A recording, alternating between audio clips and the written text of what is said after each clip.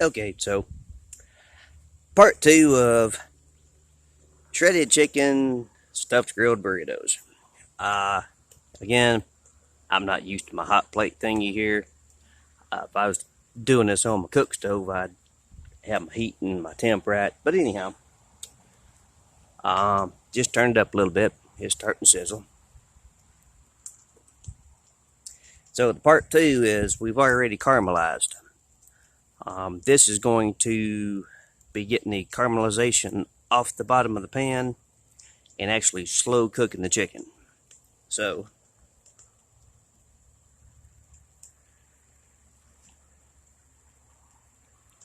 again, I have the camera bended to the tripod, but she's just starting to sizzle good because I just had to turn it up. And of course, I don't think you can see it with this camera, but the caramelization on the bottom of the pan, you want your pan hot when you do this. Again, I was trying to do this on the hot plate out, and I'm having to do it in stages. But when you actually do it at home, keep your pan hot. When you pour the water in, the reason you want to have the pan hot when you pour the water in, that's going to take that caramelization off the bottom of the pan. So have just a little bit of water. It doesn't take a lot. And I don't know if you can see the caramelization in the pan or not, but see, my pan's not hot enough. That should sizzle when I put it in there. But to slow cook this, you want just a little bit of water in the bottom of the pan. That's going to do two things. That's going to take that caramelization off the bottom of the pan, and that's going to steam your chicken, and it's going to fall apart naturally on its own.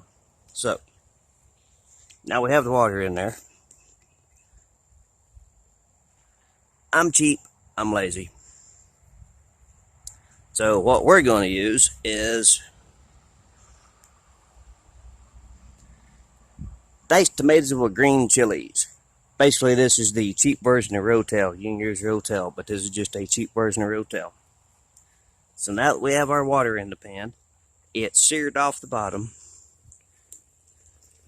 Now you can see how she's kind of bubbling. Yeah, what that's going to do is that's going to take all that caramelization off the bottom of the pan. So we're going to dump our canned tomatoes in there. I'll throw that over there because I'm going to use it for a shooting target after a while. Just kind of spread them out over the top. You don't really want to stir it into the bottom, but just spread it out over the top. Then we're going to cover. Now this is where you want to turn your heat down. It'll take a minute for that to heat up since we put cold stuff in it. The water is cold, the tomatoes are cold, but once it starts bubbling again, that's when you want to cover it and turn the heat down a little bit. So what's going to happen is that's going to sit and slow cook. As that slow cooks, that chicken's going to get real tender, and the chicken itself is going to fall apart. It's not like you're trying to do, pulled pork barbecue sandwiches or anything where you actually have to take two forks and pull it apart. If you let this slow cook, the chicken will naturally fall apart on its own. Okay, so now we got it covered. Got the heat turned down. We're just going to let it simmer.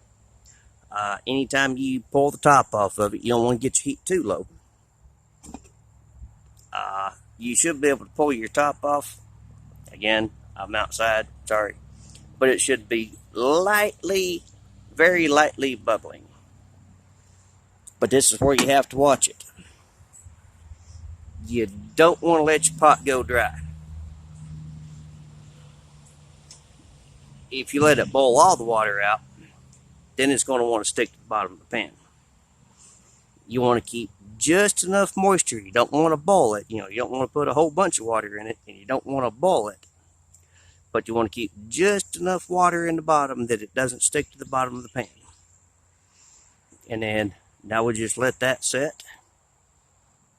And then I'll do a part 3 You know, it's probably going to be a part 4 before we actually get to skillet grilling them. But that's where we're at right now.